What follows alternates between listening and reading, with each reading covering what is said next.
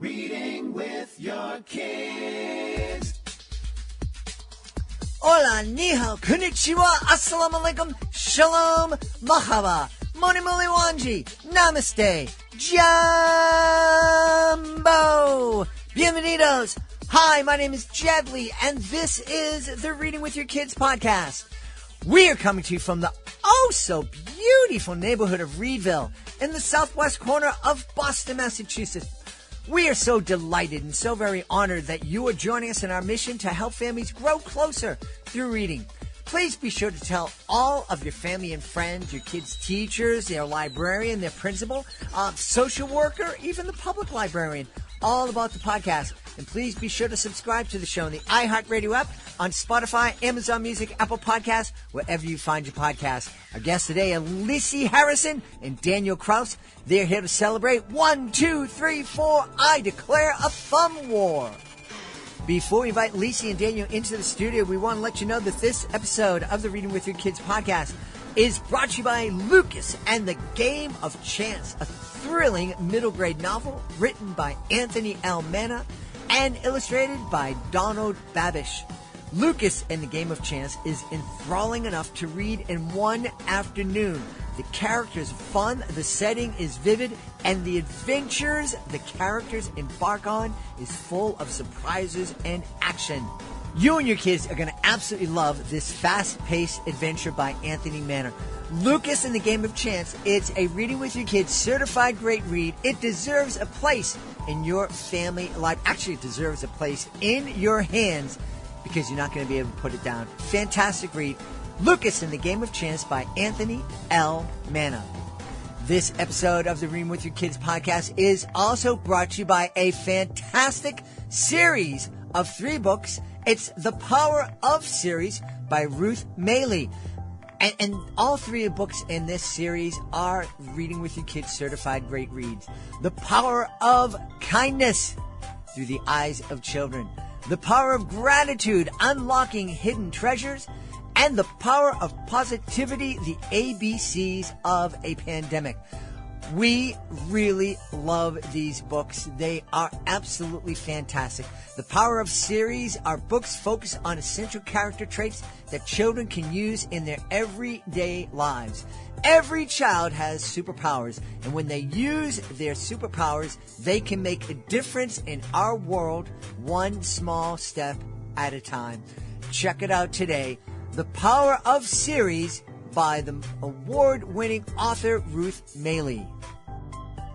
We're really excited. We have 2 great guests on today. They are the co-authors of 1, 2, 3, 4, I Declare a Thumb War, part of the Graveyard Girls middle grade novels. Please welcome to the show, first from Laguna Beach, California, Lisi Harrison. Hey, Lisi, how are you? Hello, I'm fabulous. How are you? I'm awesome. And coming to us from Chicago, Daniel Krause. Hey, Daniel. Hey, what's up? You know, it's raining here in Boston, and we've been waiting for rain for about 6 weeks, and so we're delighted. We've been waiting for about 6 years, but you win. Hey, Lisi, since you win, tell us a little bit about 1, 2, 3, 4, I Declare a Thumb War. Oh, well, it is a middle grade, I'd say spooky series. It's actually a hybrid. It's spooky, but it also has to do with these 5 girls who, they have a secret club, and they get together once a month and they take turns telling scary stories. And it's this like little club that they have, and the stories are sort of a version of their real lives, but heightened. And so it's a way for them to sort of process the daily drama that they experience just from being in middle school. So that sounds cool. Daniel, kids seem to really love spooky stories. Why do you think that is? Well, I think they like them for the same reason everyone likes them. I think it's a way to kind of safely test your boundaries. You know, I know when I was a kid, I was constantly watching things that would scare me, and then I'd kind of back off for a while, and then I'd watch them again or read them again, and kind of move kind of 2 steps forward, 1 step back.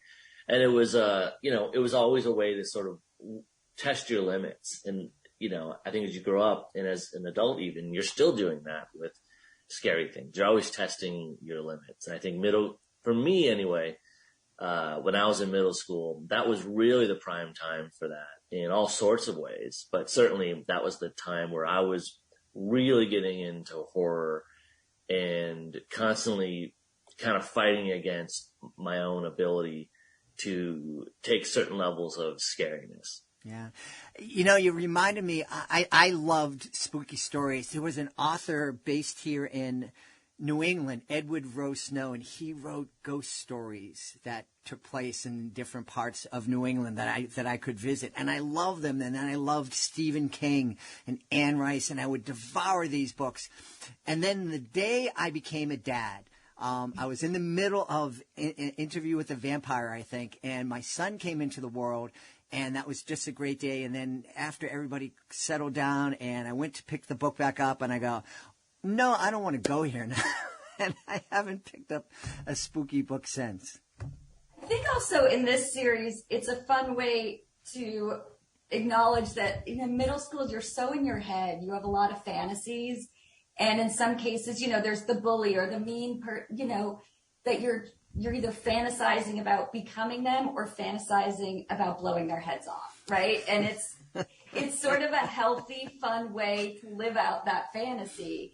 And in this novel specifically, one of the girls is just really tormented by her stepsister, and her friends were constantly on their phones, and the clicking of their fingernails against the screen just drives her insane.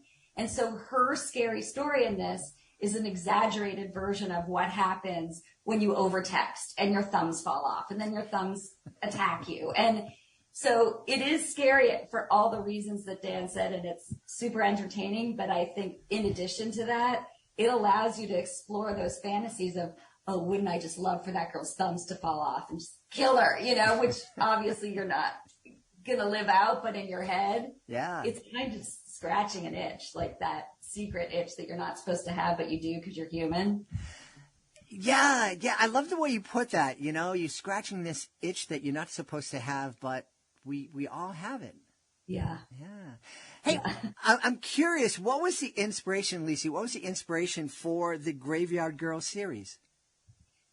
Well, it was really just Dan and I trying to figure out how we could work together. We had been brought together on a previous project by our agent, and we just loved working together. So we were trying to just figure out how can we combine what we both do well and make it work. And I think Graveyard Girls is the marriage of that. I mean, I've done a lot of teen novels, teen drama, friend drama, that whole thing. And he's obviously done a tremendous amount of horror. And this series combines the day-to-day grounded teen drama and the things that they're dealing with, friendships, outside influences that just make your life a living hell. And then we add in the living hell component, and we've got this. Yeah. I'm wondering, Daniel, because Lisi said that you're sort of like the master of horror in this team. Is your head filled with these images of ghouls and goblins and violence all day long, or are you thinking butterflies and flowers, and then you just the horror comes out when you're behind the keyboard? Well, it's kind of both in a weird way. Like I have I think a normal human ability to navigate the world in a relatively happy way. But I've always thought of it as I have this kind of filter in my brain that when I experience things in life, whether it's just sort of things that happen during the day or something I'm reading or something I'm watching, it catches little bits of it that seem interesting to me or seem potentially horrifying or whatever. And I store those away and I write them down in my little notebooks. And eventually some of those little seeds germinate into full-blown horrors. And so it was particularly fun in this because for me, that usually is the heart of it, is that there is something horrible going on. In this, it was almost like the girls were really the center of it, and the horror was something, kind of as Lisi was saying, it sort of exists as almost a fantasy. You know, if you look at the actual physical Graveyard Girls book, you can kind of see where the horror story is. Almost like a reverse Oreo, you know? Like you've got kind of girl drama here. And then in the middle, I like how you can see where the horror story is because it makes it feel almost ominous when you pick up the book. You can kind of see where it's going to get scary. And I like that kind of warning because it almost is like when the opening credits are rolling on a horror film. Like you know it's coming, you know it's going to be kind of creepy, and there's a build up to it. Wow, it's kind of like a visual way of the strings in the background of a movie when they're kind of, you know, getting more and more ominous, and you know something's going to happen. Yeah. Yeah, there's some old horror movies like back in the 50s and 60s that would try to do this in movies in a way to amp up the horror. Like I remember this old movie, I can't remember what it was called, but it would have like a little symbol that would appear in the corner of the screen whenever something terrifying was about to happen, just to signal the audience to get ready. And of course, these were low budget movies. It was never that scary, but what was scary was the anticipation of something that was going to happen. So we've got both that and an actual story in the center that I think is pretty scary. Yeah. I went to some of those movies when I was a kid, and you're right, they were pretty cheesy and not very scary at all. Yeah.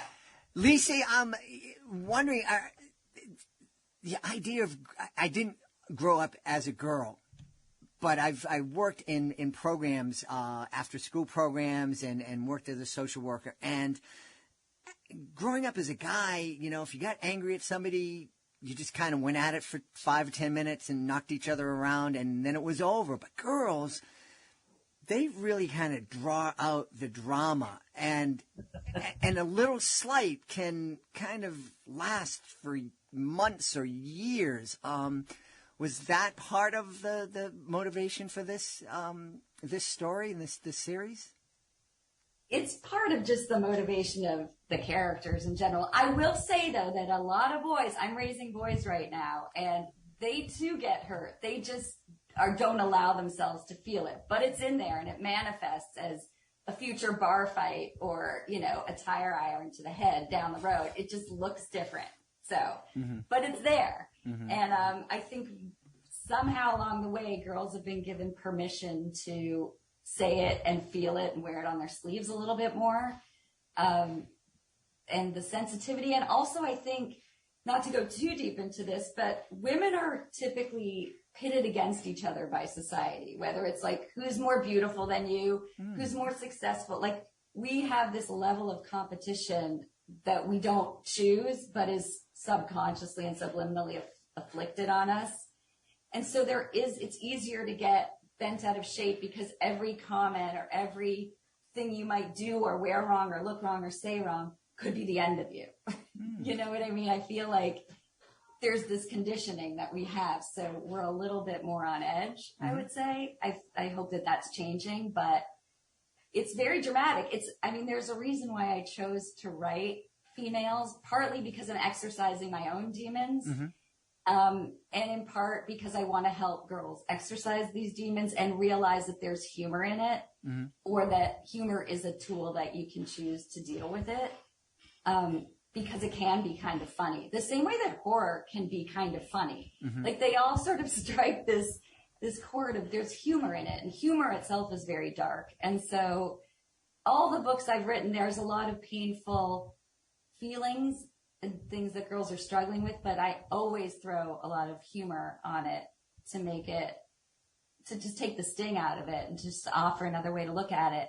And the horror in this, I think, does that in a way. I mean, instead of getting real revenge or sitting in their room being devastated or hurting themselves or other people, they get to fantasize about the revenge and then go on with their daily lives. And it's the revenge that we chose, the thumbs attacking, it's kind of funny.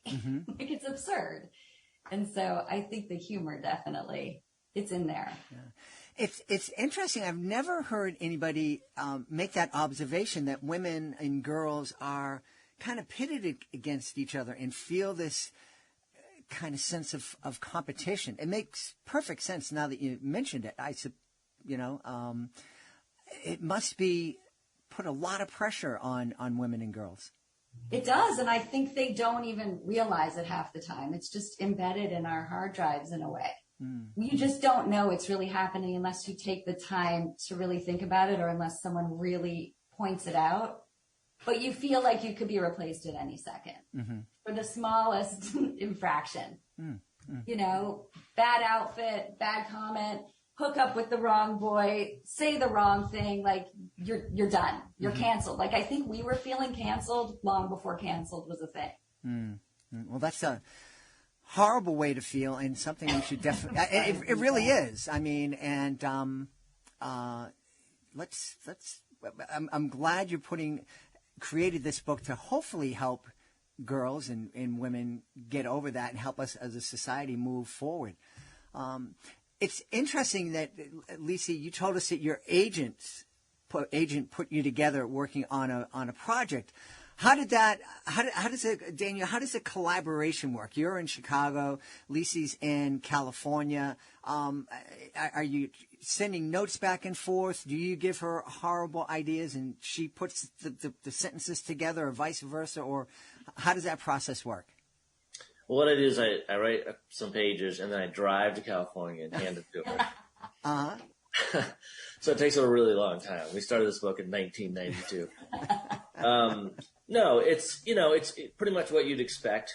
Like we work together on the outline. I think for collaborations, it's probably pretty hard to work without some sort of outline. So we just get on the phone, email, text chat, and just like figure out together what the kind of scenes are going to be. And then it's really a process of going back and forth. Somebody will come up with a rough order of what happens in the chapter. Another one of us will write a rough draft of the chapter. And then it'll go back to the other person to either fine tune that, or we'll wait until we have enough chapters to do a full sweep of the book or a large chunk of the book. But really, there's just a lot of going back and forth. And with every pass, you narrow it down a little bit and you get a little more specific, and you kind of hone in on character traits or elements that will sort of cinch the whole thing together, like within the other book. But yeah, there's sort of an additional element of complication, I think, with two authors, but also in theory, anyway, you get an additional level of depth, and you get an additional point of view too. Yeah. Lisi, do you find yourself you focusing in on one character more, and Daniel kind of focusing in on other characters? No. I mean, personally, I think I always have my favorite characters to write. Some rise above the others. For me, it's always the more fringe, eccentric, weirdo character. You have your straight ones and then the colorful ones, and I always gravitate to the colorful ones. The straight ones that take care of the business. The other ones take care of the fun. But no, I feel like it's pretty balanced, and I found that I didn't know I love writing. I wouldn't even say I'm writing horror, but the chapters that are scarier, I'm really enjoying. I didn't know that I would, but I'm finding them really fun. Probably for the same reason I was saying that the characters find it fun to tell those stories, because I get to access a part of my brain or the thoughts that you normally keep buried or you didn't even know you had. Because when do you want to go around thinking about, dismembering people? And like, that's not my normal thought pattern. And so to actually go there, it's kind of titillating and fun. Yeah, and I also would echo that sort of in the reverse. I found it really fun writing these sort of smaller but kind of more painful dramas between the girls, where I'm more typically working on these sort of larger scale, not so much as slights between people as, literal, ice picks coming at your face. So there's sort of like, I usually work in a more heightened space. It's nice to sort of bring it down to everyday reality. Yeah, it was a writing exercise for both of us, I would say, to just stretch ourselves. It felt like we were taking some college class where they're like, write the exact opposite genre you normally would write in. And it's funny, I've spoken to other people who collaborate because I'm like, how do you do it? And a lot of times I hear one person takes one character's point of view and the other takes the other point of view. So it's really just two different characters and people throughout the whole thing.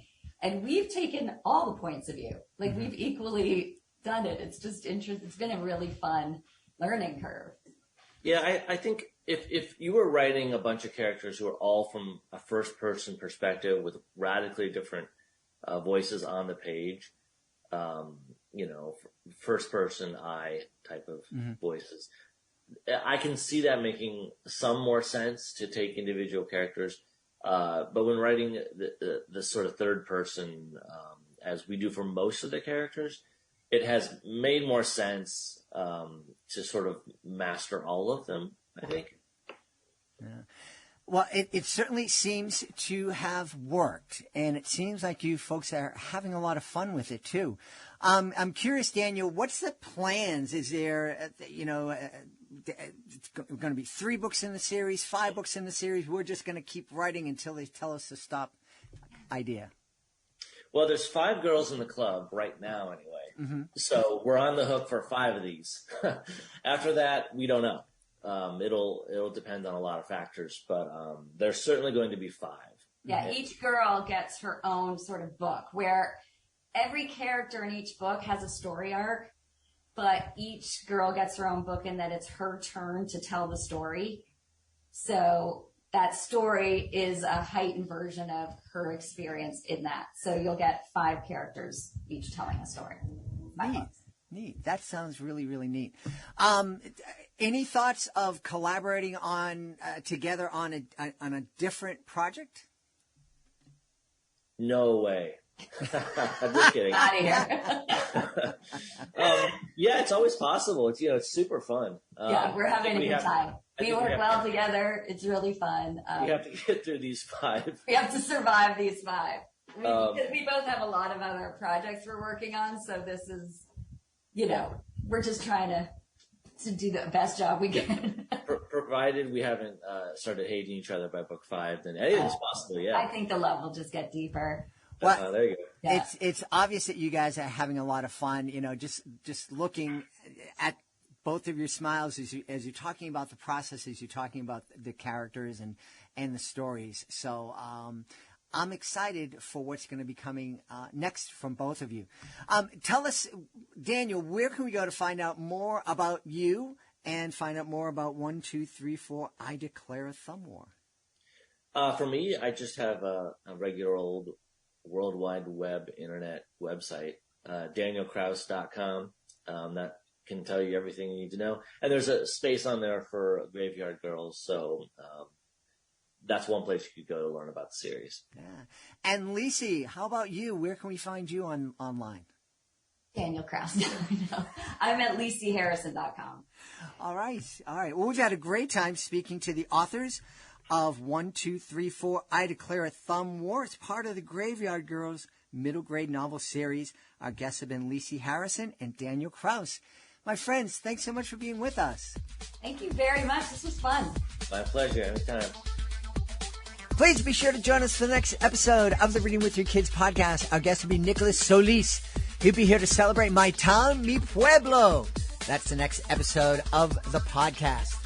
Hey, if you are the author of a fantastic children's book, I bet you are so excited. I bet you are so excited when you got your first author's copy in the mail and you opened it up. You probably recorded it. You did a box opening video, and then it was in your hands, and you were so happy. And then shortly after that, might have been a couple of weeks, maybe a couple of months, maybe it hit you immediately, and you discovered that in addition to writing this book, now I have to market it. I have to become the CEO of my children's book. Yeah, you do. You don't have to do it alone, though. We can help. The Reading with Your Kids podcast has been helping authors all over the world celebrate their books for 5 years. We love helping authors, and we love giving them great value. And we'd love for you to check out our website, readingwithyourkids.com. Click on the author's click here button at the top of the page and find out how we can help you celebrate your book. Maybe you want to be a guest here on the podcast. Maybe you want to submit your book to our Certified Great Read program. Or maybe you want to participate in our monthly promotion program that celebrates your book with commercials here on the podcast, messages to our over 100,000 social media followers, displays your book on our nationwide network of digital pedestrian billboards, and we'll have your book in our booth at whatever major live event we're participating in a given month. In October, we'll be at the Orange County Children's Book Festival. Be sure to check out readingwithyourkids.com. Authors click here button at the top of the page to find out how you can take part. I want to thank the folks who made today's show so wonderful. Of course, we want to start by thanking our guests, Lisi Harrison and Daniel Krause. Please be sure to check out 1, 2, 3, 4, I Declare a Thumb War. Also want to thank our sponsors, Anthony Mena. Please be sure to check out Lucas and the Game of Chance. And also Ruth Maley. Her The Power of series is absolutely fantastic. The power of positivity, the power of gratitude, and the power of kindness. I want to thank my team, Fatima Khan, Rory Grady, Nicole Bel Castro. I want to thank my beautiful wife for all the support she gives me. Most of all, we all want to thank you. Thank you so much for taking the time to join us today. And as always, thank you so very much for taking the time to make the world a better place by reading with your kids. I'll be looking for you in the next edition of the Reading with Your Kids podcast.